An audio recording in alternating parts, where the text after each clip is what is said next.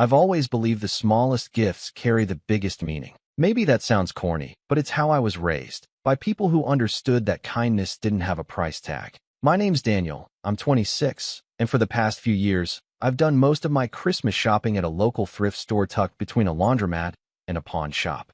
It's not about being cheap. It's about finding something with a story, something that's been loved before, that deserves a second chance. Sometimes I repaint old picture frames, stitch up teddy bears, or polish antique candle holders until they look like they belong in some cozy vintage cabin. I like the process. I like the care it takes. And every December, I bring my little collection of hand-picked, restored treasures to my family's Christmas Eve gathering. I wrap them in newspaper comics and tie them with twine. It's become my thing. Or at least, it used to be. The first real crack in the foundation happened 3 Christmases ago, though at the time, I told myself it was nothing. We were all gathered in my parents' living room. Mom humming along to the old Bing Crosby records. Dad fiddling with the thermostat like he always does when people dare to feel comfortable. And my older brother Mason, 30, showing off the latest watch his girlfriend bought him. Mason's the kind of guy who gets his haircut every Thursday at exactly 2:30, drives a black Tesla, and says things like, "It's all about networking," when you ask how his startup's doing. He wore a blazer on Christmas Eve. I wore a hoodie with a ketchup stain from lunch. I handed out my gifts like I always did. To my niece, a hand-painted jewelry box with her name in curling letters across the top. To my parents, a vintage coffee grinder I'd spent weeks refurbishing, cleaned, oiled, and restored to a perfect crank. And to Mason, a copy of a rare book I'd found buried in the back corner of the thrift shop. The Art of War, leather-bound, gold-trimmed, with a handwritten dedication on the first page dated 1942. I thought he'd appreciate the aesthetic. He once called himself a business warrior. I thought it was corny, but maybe he'd see the gesture. He opened it, looked at the cover, then looked at me. Not a smile, not a thank you, just a short little snort of air from his nose. Then he turned to his girlfriend and said, "Is this a gag gift or something?" I thought he was joking. I even chuckled along, awkwardly. But he didn't laugh. Just slid it aside and reached for the next gift under the tree, a high-end VR headset from our parents. That night, in the car ride home, I tried to brush it off. Maybe I was reading too much into it. Maybe Mason had a weird day. Maybe he didn't like old books. It didn't mean anything, right? But that was just the beginning. Last year, things got worse. The family decided Christmas Eve would be hosted at Mason's place, his modern, sterile apartment in the city where everything smells faintly of lemon and money. I showed up with a box of gifts, carefully labeled, all thrifted and cleaned, just like always. I'd even made Mason a custom wall art piece with a quote from Sun Tzu laser-etched into reclaimed wood. Opportunities multiply as they are seized. I thought it might actually suit his weird alpha grind set personality. I even put it in a box lined with red silk I found at the fabric store. When he opened it, he didn't even hide his smirk this time. "Jesus," he said, holding it up for everyone to see. More trash art from Daniel the dumpster diver. A few people laughed. His girlfriend covered her mouth like she didn't want to, but she laughed too. I felt my cheeks go hot. I didn't say anything. I just took a sip of wine and forced a smile. Later that night, I overheard him in the kitchen telling one of his buddies, "Christmas is for people who actually matter. Dan still thinks it's a charity project." I stood there, in the hallway, holding my empty mug, trying to decide whether to laugh or cry. I didn't do either. I left early, blaming it on a headache. No one tried to stop me. Still, I told myself I was overreacting. Families tease. Siblings joke. Maybe Mason was just one of those guys who didn't understand sentimentality. Maybe I needed thicker skin. But this year, this Christmas, something shifted. And it all started with the gift I gave my grandpa. Grandpa John is 87. Ex-Marine, ex-mechanic, current master of crosswords and peppermint candy. He walks with a cane but still insists on mowing his own lawn. He's always been my favorite relative. Maybe the only one who really gets me. He tells me stories about his childhood growing up in the Dust Bowl, about fixing cars with baling wire and duct tape, about how he met Grandma at a dance by accidentally stepping on her foot. He keeps a shelf of precious things in his den, little objects with meaning. A shell from Normandy, a broken compass, a porcelain dog from his childhood, a small pine box with a worn photo of my late grandmother inside. So this year, I went all out for him. I found an antique pocket watch from 1907 at the thrift shop. Broken, but beautiful. I spent nearly 2 months learning how to clean and repair it. I studied tutorials, bought a loop, tweezers, even got a tiny screwdriver set. I cleaned the gears, replaced the spring, and got it ticking again. I polished the casing, re-inked the engraving. When I was done, it looked like something out of a museum. I placed it in a hand-carved box lined with soft felt and included a note explaining the work I'd done and why I'd chosen it for him. When Grandpa opened it on Christmas Eve, he stared at it for a long time. Then he clicked it open, listened to the tick-tick-tick, and whispered, "Haven't heard a sound like that since I was a boy." He didn't say much more, just nodded slowly and held it close. I thought maybe, just maybe, the night would be different this time. But then Mason had to ruin it. He was sitting on the couch in his buttoned-up shirt, watching everything with that half-smile he reserves for moments he thinks he's above. When Grandpa hugged me and whispered, "Thank you, son," Mason cleared his throat and said, "Man, you really went all out this year. How many dumpsters did you dig through for that one?" The room got quiet, just for a second. Then someone laughed. "Dad, I think." Maybe nervous, maybe not. And just like that, it was a joke again. I looked around the room, waiting for someone to say, "Hey, that's enough." But no one did. So I left, quietly. No scene, no drama. I just gathered my coat, nodded to Grandpa, and stepped out into the cold night air without saying goodbye. I didn't know what would happen next. I didn't know what that quiet little moment had sparked. But the next morning, Grandpa asked me to come by his house. Alone. He had something to show me. And what he said, what he showed me, would change everything. I didn't sleep much that night. I kept replaying Mason's words in my head, over and over again, like a scratched record. How many dumpsters did you dig through for that one? The worst part wasn't even the insult. It was how casual it was, how automatic. Like it wasn't even worth thinking twice about. Just a reflex. A twitch of cruelty. And nobody had said anything. That was the part that really stuck with me. My parents had looked away. His girlfriend had stifled a laugh. Even my cousins, who used to beg me to bring them thrifted comic books or weird vintage toys, just sat there pretending they didn't hear it. I used to think I was just the quirky one in the family, the one who didn't follow the traditional path, who didn't wear collared shirts to dinner or post gym selfies on Instagram. But now I was starting to realize something else. I wasn't quirky. I was tolerated, like a rained-on doormat. You don't throw it out, but you also don't thank it for being there. When I got home, I made a cup of tea and sat on the couch in silence. The Christmas lights I'd strung around my tiny apartment blinked like a dying heartbeat. I stared at them until they blurred. I hadn't even opened the gifts I was given. Not that I expected much. The next morning, just as the sun began to rise and paint my window in orange light, my phone buzzed. It was a message from Grandpa. "Come by this morning if you can. Just you. Before noon." I didn't even hesitate. I threw on a sweater and drove over, still wearing the jeans from last night. His house sat like a relic from another time, modest, brick, with faded holiday decorations on the porch that hadn't changed since I was 10. I knocked once. He opened the door himself. "Morning, Daniel," he said, voice gravelly but kind. "You come in now. Got something to show you." His living room smelled like cinnamon and old paper. I followed him to his den, where he sat in the big leather chair he'd had since I was a kid. He gestured to the smaller one across from him. "You know I don't say much when people act like fools," he began, cradling the pocket watch I gave him in one hand. "But I've been watching, and I've been listening." He set the watch on the table between us. Then he reached for a folder from the drawer beside his chair. Not an envelope. A folder. Thick. Heavy.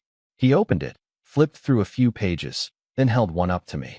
"I want to change something in my will," he said. I blinked. "What?" "I'm taking Mason off as executor, and I'm removing him as primary beneficiary." I sat back, stunned. "Grandpa, you don't have to." "I do." His voice was firmer now. "That boy's grown arrogant. Cold. Cruel. Reminds me of his father when he was young. Too much pride, not enough heart." He tapped the watch. This meant more than anything anyone gave me last night. Not because of what it is, but because of what you put into it." And he mocked it like it was garbage. I didn't know what to say. He leaned forward. "Daniel, this family, they forgot what matters." I watched your mother chuckle like it was some harmless prank. "Your father? He's been enabling Mason for years." I kept thinking maybe someone would speak up, but none of them did. "You've been carrying the weight of their silence too long." He handed me the paper. I've already called my lawyer. We're finalizing it next week. You'll be executor, and you'll inherit the house. I stared at him. Grandpa, He raised a hand. I'm not doing this out of pity. I'm doing it because you're the only one who still gives a damn. I left with the paper tucked in my coat and a knot in my stomach the size of a boulder. It felt like justice, but it also felt dangerous. Because if Mason ever found out, well, I didn't have to wonder for long. The next family gathering was New Year's Day brunch. Held at my parents' house, it was always a casual affair. Leftovers, board games, cheap champagne. I almost didn't go, but Grandpa told me to.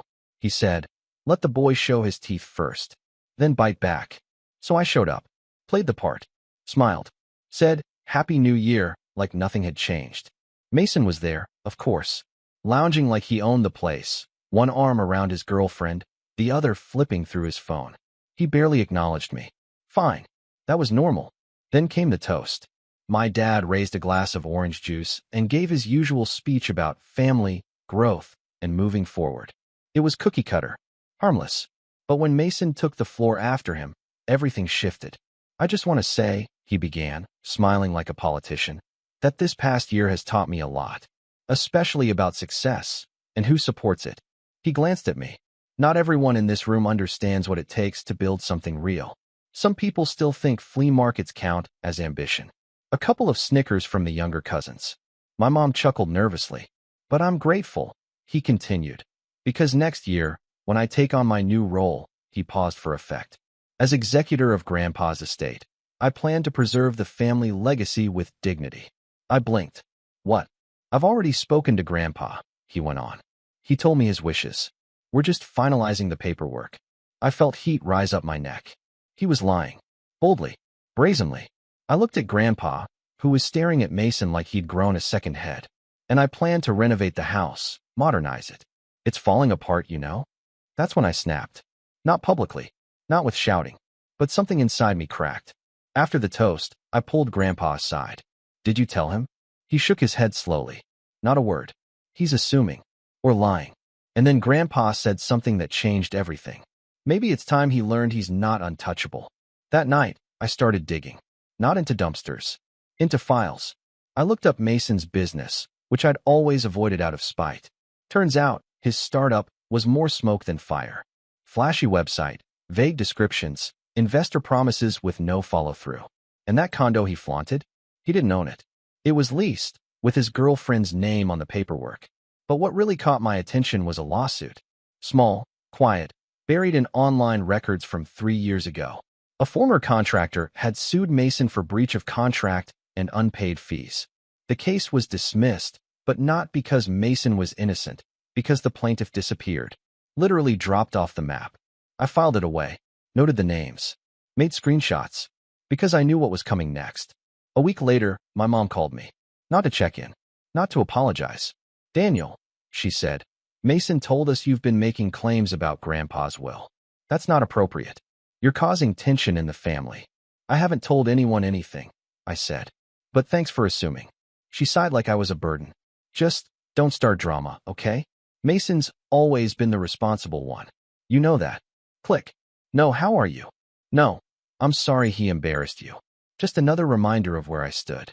2 days later, Mason showed up at my apartment. No warning. No invite. Just knocked on the door like he had every right to be there. Hey, he said, flashing that fake grin. Mind if we talk? I opened the door halfway. About.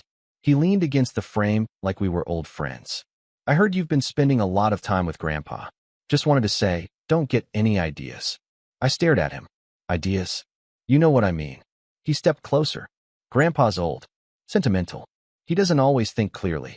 And you? Well, let's be honest, Dan. You're not exactly the golden child. He laughed.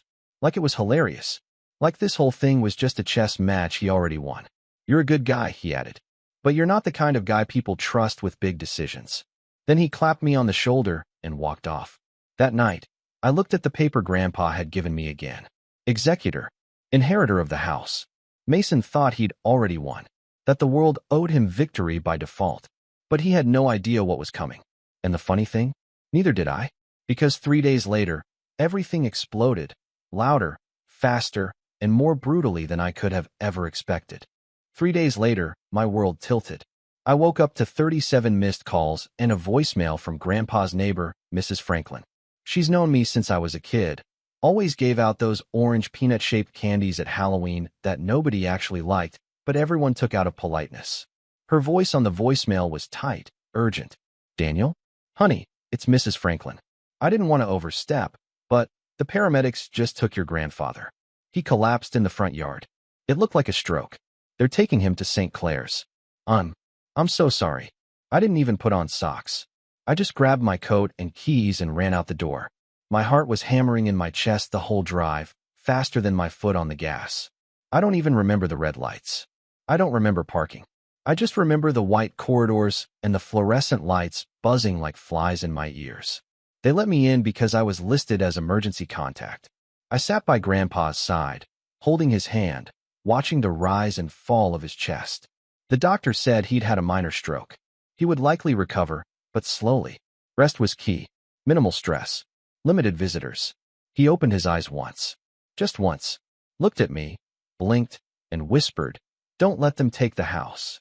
Then he drifted back into sleep. I nodded even though he couldn't see it. "I won't," I whispered back. "I promise." But promises are funny things. Easy to say, hard to keep when the wolves are already circling. By the time I got back to his house later that afternoon, Mason had already been there. The front door was unlocked. The hallway smelled like aftershave, and the precious things shelf in Grandpa's den was bare. Gone. Every item. The shell. The compass. The box with Grandma's photo. The pocket watch. Gone. I just stood there. For I don't know how long. Then I walked from room to room. In the kitchen, the drawers were opened and rummaged through. The file cabinet in the hallway? Emptied. Documents missing. His will. The old one and the revised copy we'd made together. The house had been raided. Not by a stranger. By family. I called my parents. No answer. I called Mason. "Hey, little bro," he said, casual, like nothing had happened. "Something wrong. You were at Grandpa's house." "Yes, so? I'm the executor, remember? Gotta protect the property. You know, in case he doesn't pull through." "Where are his things, Mason?" There was a pause. "Then, what things?" I almost threw the phone across the room. But I didn't. I just swallowed hard. "I'm reporting this," I said. "You went through his private property. You stole from him." He laughed. Not a big laugh. Just a low, pitying chuckle. "Daniel, come on. This is your emotional side talking. Don't embarrass yourself." Then he hung up. And for the first time in my life, I realized I was alone. Truly, entirely alone. No allies. No backup. Just me, a half-empty house, and a promise to a man who might not even wake up again. That night, I sat on the floor of Grandpa's den, staring at the spot where his shelf used to be. I cried. I'm not ashamed to say that. Not anymore. I cried because it wasn't just about the things, it was about the erasure. Mason hadn't just stolen objects. He'd tried to erase Grandpa's history, his heart, his connection to me.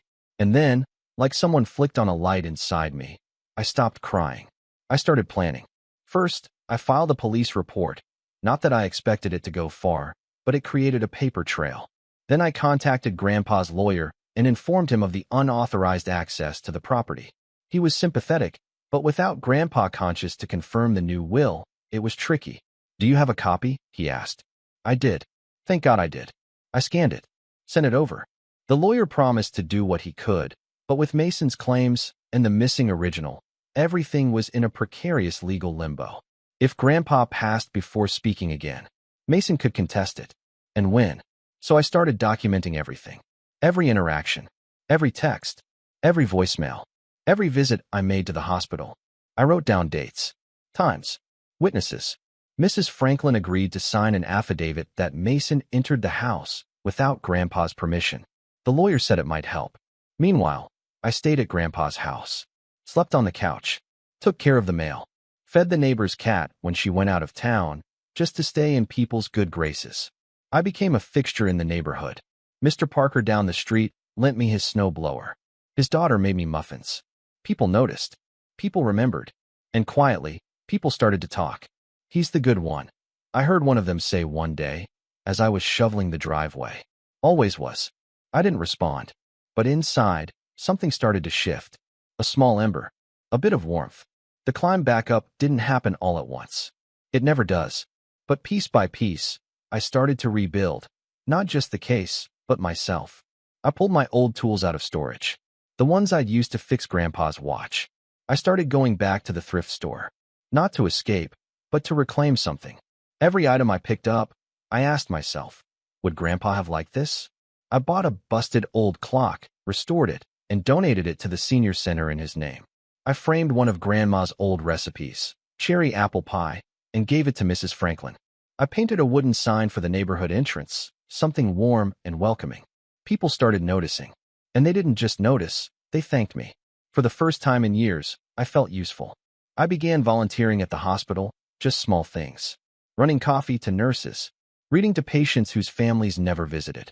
The nurses in Grandpa's wing grew familiar, kind. They let me stay late. Let me talk to him even when he didn't respond. I held his hand and read him the newspaper. Told him stories about his neighbors. About how the tree out front had finally dropped all its leaves.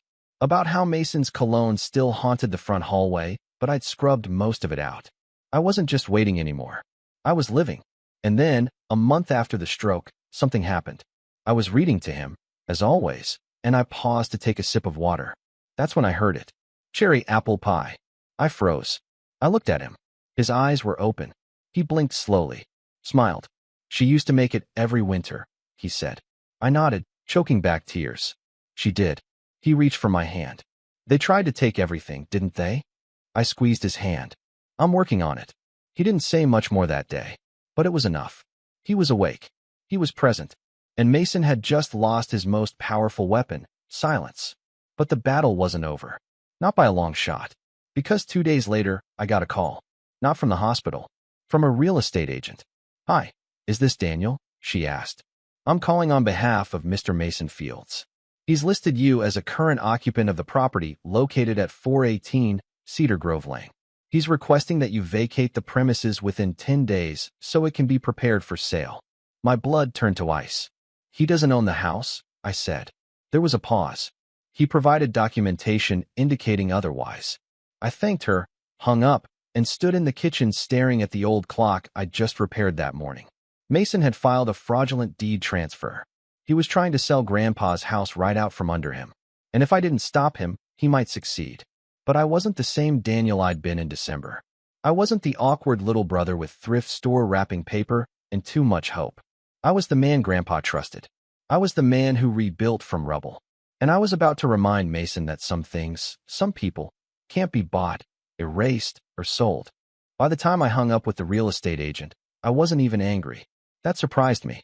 No shaking hands. No dry mouth. Just clarity.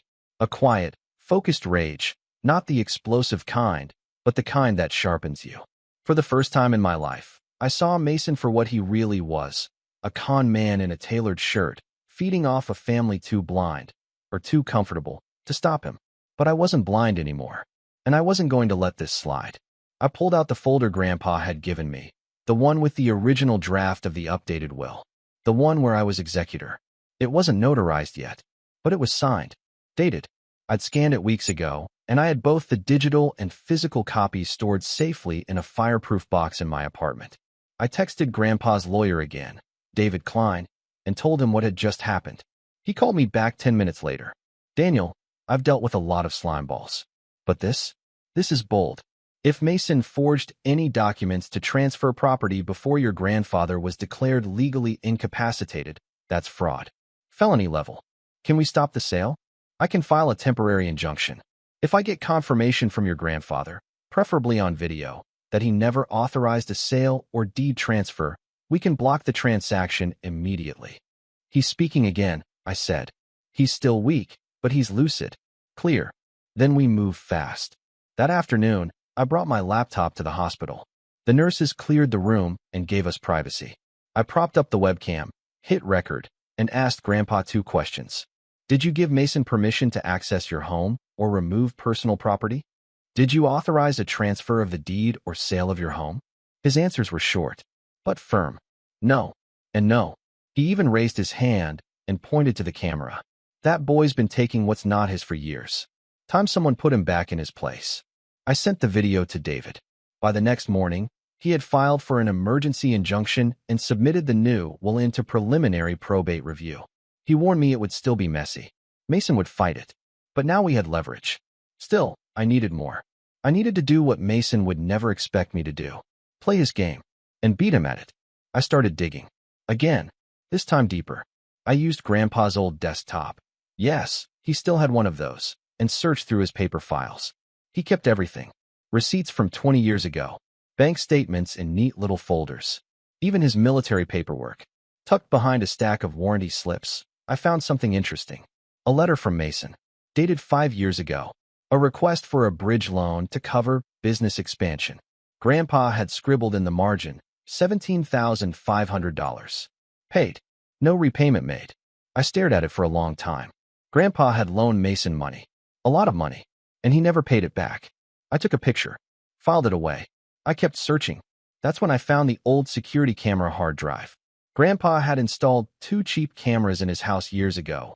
One in the den, one facing the front door. They were old, but still functional. The footage looped every 30 days unless saved. Lucky for me, the system auto-saved any time there was a manual override, a fancy way of saying someone paused or reviewed footage. There was one saved clip. One. From 2 nights after Grandpa's stroke. I plugged it into my laptop, hit play, and felt my stomach drop. It was Mason. He had used a spare key, probably the one hidden in the birdhouse planter out front. He walked in like he owned the place, went straight to the den, and began pulling things off the shelf. He rifled through the drawers, pocketed papers, and even paused to look at himself in the mirror. He smirked, like it was funny, like it was a game. I watched him leave with a duffel bag full of heirlooms. I downloaded the file, made 5 backups, one on a flash drive, one in the cloud, one I emailed to David, 2 more in separate, encrypted folders on my laptop. Then I changed the locks on Grandpa's house. The next part of the setup came down to people. Allies. And that was trickier. See, when you grow up in a family where you're invisible, you don't really think of anyone as being on your side. But over the last few months, something had changed. The neighbors, the nurses, even Grandpa's old army buddy, Carl, who dropped by the hospital every other week with root beer and war stories. So I made a list. Mrs. Franklin? She saw Mason go into the house. She was willing to say so under oath. Carl? He remembered the loan Grandpa gave Mason. Even said Mason had once called Grandpa a walking wallet behind his back. The nurses? They'd seen Mason try to bully his way into Grandpa's room while he was unconscious. One of them had even written it up in the log. I started visiting people, asking questions, listening, and slowly, I began to realize something. Mason hadn't just burned bridges with me. He'd burned bridges with everyone. He was charming on the surface, but rude to service workers. Dismissive to nurses. He snapped at receptionists. He demanded attention, but gave none in return. He treated people like props in the story of his life. And people remembered that. They were just waiting for someone to ask. I collected statements. Sworn and signed. David said it was more than enough to begin probate contestation and file a restraining order to keep Mason away from the house. But that wasn't enough for me. Because Mason wasn't just greedy. He was calculated. And he was prideful. So I wanted to hit him where it hurt. Publicly. That's when I had the idea. I reached out to a local journalist, Anna Whitman. She ran a column in the city paper called Family Matters. Stories about inheritance disputes, elder abuse, community issues. She had once written a piece about a woman who fought off a wrongful eviction by her son and won. I sent her an anonymous tip. A wealthy tech entrepreneur. Forged deed transfer. Attempted sale of incapacitated grandfather's home. Video evidence. Witnesses. Financial records.